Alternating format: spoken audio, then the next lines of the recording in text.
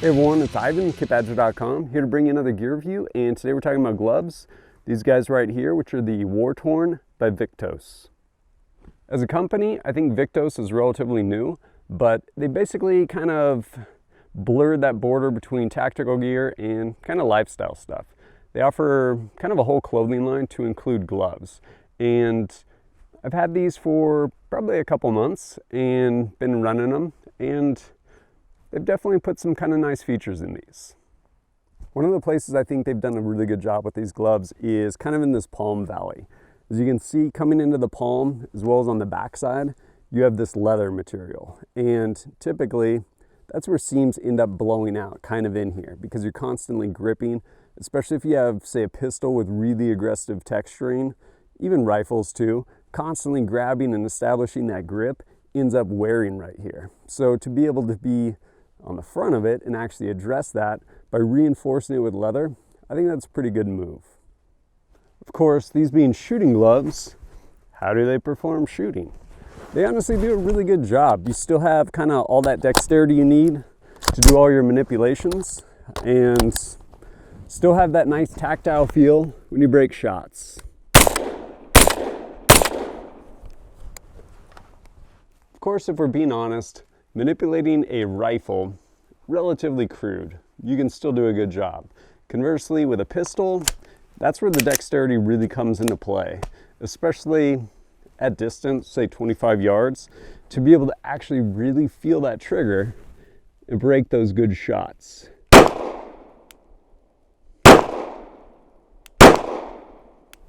And these gloves absolutely allow for that. As far as other features on these go, inside here, lining all your fingers, you have this silicone material. It does a pretty good job assisting in gripping things, especially if they're wet. And then right here on your forefinger, as well as the thumb, you have a capacitive material. Basically allows you to use touch screens. One thing I don't care for is that the pad is relatively limited. So rather than having it kind of come all the way up or wrap around, you kind of have a relatively small surface area for using those touch screens. Also right here, you have some pull tabs, 550 cord, and then of course Velcro adjustment, depending on how tight you want these or if you have to go over a layer or something. Across the ridge on your knuckles, they have some pretty significant polymer knuckles on here. One takeaway I've noticed is, well, I've yet to find a shooting glove that has dexterity and is also warm. When you're out shooting and it's cold and you're not actively shooting, usually put your hands in your army mitts, in your pockets. And doing so with these knuckles actually makes it really difficult both putting them in as well as pulling your hands back out of pockets, especially pants pockets. But across the front, you also have these articulated knuckles, which just adds in ability, flexibility, all that with the glove. And then of course, across the front, you have your Velcro fields. And they have, I believe it's called their Moralphabet. Think morale patch alphabet. And these being WARTORN, they say #WARTORN. Couple things. One, if you want to just have fun with it, absolutely go have fun with it. Take your cool Instagram photos. Two, if you happen to be in law enforcement or in some capacity where liability might come back to you, probably want to be careful what you put on these. Honestly, if I had a full alphabet, which I don't, they would probably just say taco time or maybe ice cream.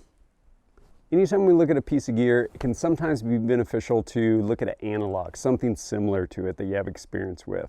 To that end, I have these PIG FTD Delta Alpha gloves. And between the two, really similar features. They both have Velcro closures, your pull tab, both have capacitive touch, both have padded knuckles. Between the two, what works, what doesn't? Honestly, both of them do a pretty good job. I will say the capacitive material on the PIGs, I've had better luck with. I think in part because there's more of the material, and especially on the trigger finger, it wraps around. So rather than just having one spot I can touch, I can pretty much anywhere on the index finger use a touch screen, which is pretty handy. Especially the way I manipulate my camera is through a touch screen on my phone. And beyond that, a lot of similarities though. Both offer good dexterity as far as being able to shoot. As far as padding on your knuckles, this one obviously is a little lower profile than this, but between the two, pretty similar features. I will say, I don't know if it's a sizing thing or one-off experience with my hands, but sample size of 1, these tend to fit my hands a little bit better than these.